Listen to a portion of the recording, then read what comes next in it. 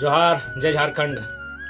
व्यक्ति रहे या ना रहे, उनकी यादें रहनी चाहिए। यादों के क्रम में आज, जैसा कि सभी जानते हैं, 3 महीना से हम अपने जो मेरा पैतृक आवास है, मेरे पूर्वजों का घर, दादाजी पिताजी, वहाँ छोड़कर मैं अपने मामा घर, जो नाना नानी का आवास होता है, वहाँ निवास कर रहा हूँ। तो आज कुछ यादें ही अब पुरानी बची हैं। बाकी समय के साथ कैसे इंसान भी परिवर्तन होता है, इंसान के रहने के तौर तरीके बदलते हैं, वह चीज़ें भी आज देखने को मिल रही है। ऐसे चैनल मालों के माध्यम से आपको मेरे परिवार, मेरा गांव, उसकी जानकारी मिली होगी, लेकिन वास्तविकता यह है कि मेरा जन्म मेरे घर पे नहीं, अभी तो मेरे मामा घर में हुआ है और यही मेरा बचपन बीता है। और आज जो मेरी शैली है, चाहे बात करने की या मेरे एजुकेशन की, ये सारा योगदान मेरे इस माटी का है। इसी माटी में मेरा परवरिश हुआ। ये आंगन, ये लोकेशन आप देख सकते हैं। ये आंगन, चारों तरफ मिट्टी के मकान, और झारखंड का मतलब ये मिट्टी के मकान। ये चारों तरफ लोकेशन, छोटा सा आंगन, ये लोकेशन को देख सकते हैं। चारों तरफ मिट्टी के मकान है, बीच बीच में आंगन, और यहीं मेरा बचपन बीता है। इसी आंगन में मैं खेला हूँ, पला हूँ, बढ़ा हूँ, और जिस लोकेशन में मैं खड़ा हूँ, इसी घर में मैं रहता था, पढ़ता था। और एक छोटा सा परिवार, हालांकि अभी भी परिवार के सदस्य हैं, लेकिन अभी दूसरे घर में जा चुके हैं। और नाना नानी दुनिया में नहीं रहे, उनके पिताजी माताजी भी दुनिया में नहीं रहे, छोटी नानी है।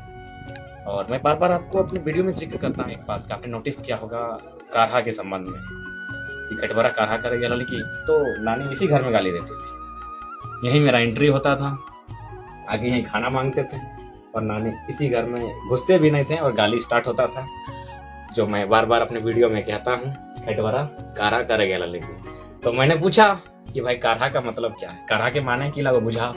नानी ने नहीं बताया। उनके जो ससुर जी थे, यानी मेरे नाना के पिताजी, वे उस घर में रहते थे। आप लोकेशन को देख सकते हैं, उस घर में वे रहते थे। उन्होंने यहीं पे खाट को यहीं बिछाया, इसी जगह पर खाटी आप समझ रहे, खाटी, उस खाटी को यहीं पर बिछाया, और उन्होंने बताया कि काढ़ा का क्या मीनिंग है। तो ये घर, ये आंगन, ये पूरा गाँव यादों से जुड़ा हुआ है। मेरा बचपन, मेरा जन्म, मेरी प्राइमरी तक की शिक्षा, एजुकेशन यहीं पर हुई है। और ये क्रिकेट खेलना यहीं से सीखा है मैंने। और कहीं ना कहीं आज जो स्पीकिंग कैपेसिटी है, इस मिट्टी का भी देन है।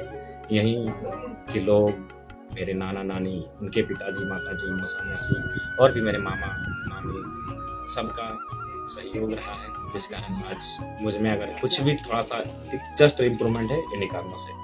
ये घर सूरत ही बता रहा है, ये अब भावनाओं का घर रहा है। यहाँ कोई रहते नहीं है, टूटे फूटे मकान, मिट्टी के ये घर, सारे घर मिट्टी के हैं। चारों घर, आंगन के चारों तरफ घर हैं, चारों तरफ ही मिट्टी के ही घर हैं।